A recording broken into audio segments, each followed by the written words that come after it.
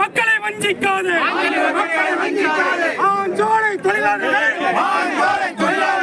சந்திக்க நேரம் ஒதுக்கி ஆஞ்சோலை தொழிலாளர்களை சந்திக்க நேரம் ஒதுக்கி ஆஞ்சோலை தொழிலாளர்களை சந்திக்க நேரம் ஒதுக்கி தவிர்ப்பது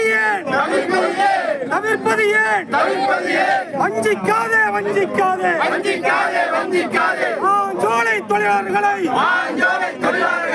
சிஎம் சந்திக்க மறுப்பது ஏன் வஞ்சிக்காதே ஆஞ்சோலை தொழிலாளர்களை வஞ்சிக்காதே அனுமதி கொடு தமிழக முதல்வரை ஆஞ்சோலை தொழிலாளர்கள் சந்திப்பதற்கு அனுமதி கொடு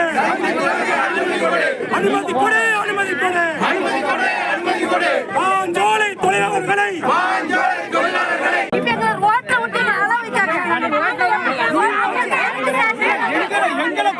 ஏற்பாடு பண்ணுங்க.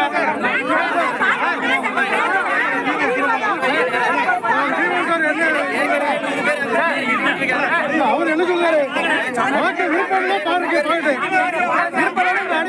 சொல்லிடுங்க. முதல் காரியங்கள் தான்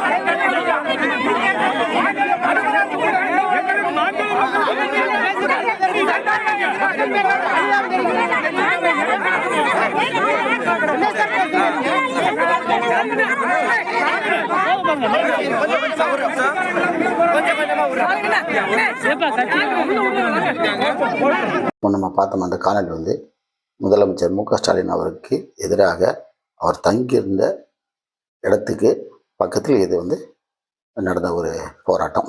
இந்த போராட்டம் எதுக்குன்னா, இப்போ நம்ம திருநெல்வேலி மாவட்டம், அதாவது இப்போ 2 நாளாக வந்து திருநெல்வேலி மாவட்டத்தில் 6, 7 ஆகிய இடத்தினங்கள் வந்து தமிழக முதலமைச்சர் மு க ஸ்டாலின் அவர்கள் சுற்றுப்பயணம் செய்து இங்கு பல நலத்திட்ட உதவிகளை வழங்கி மற்றும் ஒரு சில இதுகளை திறந்து வச்சுருக்காங்க. சில இதுகளுக்கு அடிக்கல் நாட்டியிருக்காரு. இந்த இதுக்காக திருநெல்வேலி வந்திருந்தார். ஆனால் இவர் திருநெல்வேலி வருவதற்கு முன்பு, ஒரு வாரத்துக்கு முன்பு ஒரு செய்தி பரபரப்பாக அனைத்து சேனல்களிலும் ஒளிபரப்பப்பட்டது. இந்த செய்தி என்னென்னா, நெல்லை வரும் முதலமைச்சர் மாநில மக்களை சந்திக்கிறார் அப்படின்னு ஒரு செய்தி பிளாஸ் நியூஸாக ஓடிட்டு இருந்துச்சு. இந்த மாநில மக்கள் வந்து அவங்க படக்கூடிய கஷ்டங்கள்லாம் வந்து நம்ம பல முறை நம்ம பேசியிருக்கிறோம். அந்த மக்கள் வந்து 9 மாதங்களாக எவ்வளோ கஷ்டங்கள் இருக்காங்க, எவ்வளோ இன்னல்கள் இருக்காங்க, தங்கள் வாழ்வாதாரத்துக்கு எவ்வளோ கஷ்டப்பட்டு இருக்காங்க, வாழ்வுக்காக போராட்டிருக்காங்க. நம்ம வந்து எல்லாம் இதுக்கு முன்னாடி நம்ம பார்த்துருக்கோம். இந்த முதலமைச்சர் இந்த மக்களை சந்திக்காங்கிறது ஒரு பெரிய பேசும் போல இருந்துச்சு. அந்த மக்களும் இந்த செய்தி வந்த நாள்லேருந்து இன்று வரை அவங்க வந்து நம்மளுடைய கஷ்டங்கள் தீரப்போகுது, நமக்கு விரைவில் ஒரு நல்லது கிடைக்கும்னு நினச்சிட்டு அந்த மக்கள் ரொம்ப சந்தோஷமாக இருந்தாங்க. அதுக்காக இப்போ நேற்று வந்து முதலமைச்சர் வந்து சில பணிகள், திட்டங்கள், நலத்திட்டங்கள் அதுகள்லாம் பண்ணிவிட்டு இன்றைக்கி காலை, அதாவது இன்று காலை 8:30 மணி அளவில் மாஞ்சோலை மக்களை சந்திப்பதற்கு நேரம் ஒதுக்கியிருந்தார்.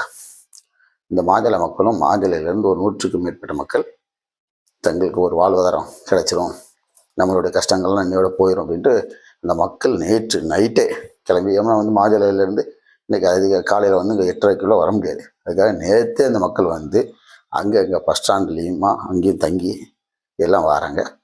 வந்து இன்றைக்கி முதலமைச்சர் தங்கியிருந்த மன்னார்பேட்டை அரசு விருந்தினர் மலை மன்னார்பேட்டையில் இருக்குது. இது எங்கே இருக்குன்னா, இதே மாஞ்சோலை மக்கள் தங்களுக்கு ஊதிய உயர்வு கேட்டு போராடினாங்களா, அந்த போராட்டத்தில் ஒரு 17 பேர் இறந்தாங்க.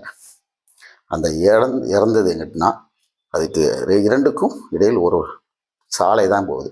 அதாவது எங்கன்னா, திருநெல்வேலியையும் நம்ம வண்ணார்பேட்டையும் இணைக்கின்ற ஒரு சாலை, ஒரு பாலம். அந்த பாலத்துக்கு பாலம் தான். அந்த பாலத்தில் என்ன, ஒரு பக்கம் வந்து விருந்தினர் மாதிரியும், ஒரு பக்கம் வந்து கலெக்டர் அலுவலகம். இந்த கலெக்டர் அலுவலகம் பக்கத்தில் தான் அந்த 17 உயிர்கள் காவங்கப்பட்ட இடம். அதே இடத்துக்கு இன்னைக்கு வந்து முதலமைச்சர் வந்து விருந்தினர் மலையில் தங்கியிருந்தார். அந்த முதலமைச்சரை சந்திக்கிறதுக்கு மாநில மக்கள் வராங்க, ஒரு நம்பிக்கையோடு வராங்க. வந்து காலையிலே வந்துட்டாங்க. நேரம் அவங்களுக்கு கொடுத்த நேரம் வந்து 8:30 மணி. நேரம் ஆக ஆக இவங்க எதுவும் ஒரு நடவடிக்கை இது பண்ண மாதிரி தெரியல. டைம் ஆகிட்டு அடுத்த நிகழ்ச்சி கிளம்புறாருன்னு ஒரு தகவல் வருது. இந்த மக்கள் என்ன பண்ணிட்டாங்க, இந்த மக்கள் பெருநாள் மளிகை முன்பு ஒரு போராட்டத்தில் ஈடுபட்டாங்க. ஆர்ப்பாட்டம் உட்காந்துட்டாங்க, தர்ணா போராட்டம் பண்ணிட்டாங்க. தர்ணா போராட்டம் பண்ணோடனே ஒரு பெரிய இதாகிட்டு என்னென்னு இது பண்ணுறாங்க. அதுக்கப்புறம் பாருங்க, முதலமைச்சர் வந்து சந்திக்கிறதுக்கு ஒரு 6 பேரை கூப்பிடுறாங்க. இந்த 6 பேர் எப்படி தேர்வு பண்ணுறாங்க தெரியுங்களா? ஏற்கனவே வந்து யார் யார் நீங்கள் சந்திக்கிறீங்களோ அவங்களுக்கு வந்து பேரை கொடுங்கன்னு மாவட்ட ஆட்சியர் இந்த கார்த்திகேயன் தான் போன நம்ம இதில் பேசியிருந்தோம்.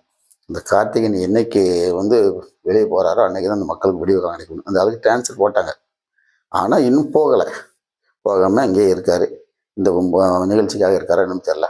ஆனால் அந்த யார் யார் சந்திக்கணும் ஒரு பேர் லிஸ்ட்டை கொடுத்துருக்காங்க. அதில் தேர்ந்தெடுக்கப்பட்டவங்க யார் தெரியுமா? முதலமைச்சர் சந்திக்கிறதுக்கு தேர்ந்தெடுக்கப்பட்டவங்க பாருங்க.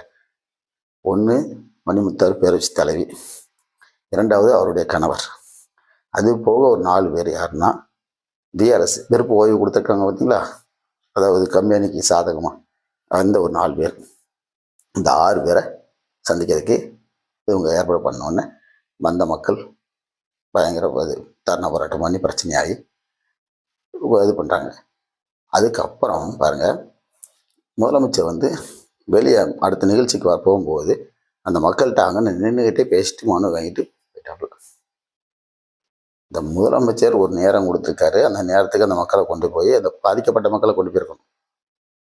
இந்த பாதிக்கப்பட்ட மக்களை போகலை. நம்ம ஏற்கனவே ஒன்று சொன்னோம் போன பதிவில், மாஞ்சோலை பகுதி மக்கள் நல சங்கம்னு ஒன்று உருவாக்கியிருந்தாங்க. அவங்களும் போகலை. அதில் யாரெல்லாம் இருக்கான்னு பாருங்கள். மதிமுகவை சேர்ந்த அமுல்ராஜ் வழக்கறிஞர், இன்னொன்று ராபர்ட், அவர் ஒரு வழக்கறிஞர், அவர் வந்து காங்கிரஸில் இருக்கார். அப்புறம் இன்னைக்கு இதில் என்னதுன்னா, அந்த பகுதியினுடைய திமுக பொறுப்பாளர் கவுன்சிலர் ஸ்டாலின், அந்த கவுன்சிலர் கூட இந்த கூட்டு போகல. அந்த யாரை யாரை கூட்டு போனால் அந்த மக்களுடைய பிரச்சனை தெரியாமல் இருக்குமோ அவங்கள தேர்ந்தெடுத்து கொண்டு போய் விட்டுட்டாங்க இந்த முதலமைச்சர்கிட்ட. இந்த மக்கள் பயங்கர தர்ணா பண்ணி கடைசியில் அவங்ககிட்ட போகும்போது மனு வாங்கிட்டு அவர் பாட்டை போயிட்டார் முதலமைச்சர். இதற்கு நீங்கள் வந்து அவங்களுக்கு நேரம் ஒதுக்காமல் இருந்திருக்கலாம். இன்றைக்கி அந்த மக்களுடைய அவங்க எவ்வளோ இதாக வந்திருப்பாங்க, நம்மளோட கஷ்டங்கள் தீர்வுன்னு நினச்சி வந்திருப்பாங்க. உங்களுடைய தந்தை செய்த பாவத்துக்கு நீங்கள் ஒரு பரிகாரம் பண்ணணும்னு நினச்சோம், அதுவும் பண்ணலை. உங்களுக்கு போய் இருட்டு கடையில் போய் அல்வா சாப்பிட்றதுக்கெலாம் நேரம் இருக்குது. அங்கே போய் ஃபோட்டோ ஷூட் எடுக்கிறதுக்கெலாம் உங்களுக்கு நேரம் இருக்குது. இந்த 9 மாதங்களாக தங்களுக்கு வாழ்வாதாரம் இல்லாமல் எவ்வளோ கஷ்டப்பட்டுருக்காங்க. அந்த மக்கள் சாப்பாட்டுக்கு கஷ்டப்பட்டுருக்காங்க. அந்த மக்களை சந்திக்கிறதுக்கு இந்த முதலமைச்சருக்கு நேரம் இல்லை. எவ்வளோ கஷ்டமாக இருக்குது பாருங்கள். இல்லை, நான் திரும்பியும் கேட்குறேன், அந்த மக்களை சந்திப்பதில் உங்களுக்கு ஏன் அவ்வளோ கஷ்டம்? உங்களுக்கு அந்த மக்களை சந்திக்கிறது வந்து அந்த ஜாதி தான் உங்களுக்கு இதாக இருக்கா? அந்த மக்கள் வேறு யாரும் தேவேந்திர குலவலார் மக்கள், அடுத்து வந்து ஆயத்திரோட மக்கள் இருக்கிறாங்க. பெரும்பான்மையாக தேவேந்திர குலவலார் மக்கள் இருக்காங்க. அந்த தேவேந்திர குலவலார் மக்களுக்கு உங்களுக்கு வந்து செய்வதற்கு மனம் வரல, இதுதானே? அதுக்காக தான் அந்த மக்கள் நீங்கள் சந்திக்கலையா? இன்னைக்கு அந்த மாஞ்சோலை மக்கள் எவ்வளோ இன்னல்களை சந்திச்சுட்டு இருக்காங்க. டாக்டர் கிருஷ்ணசாமி அவர்கள் சொன்ன மாதிரி முதல்வரின் வருகை பழைய கணக்கை தீர்க்கவா இல்லை புதிய கணக்கை தொடங்கவான்னு கேட்டிருந்தாங்க.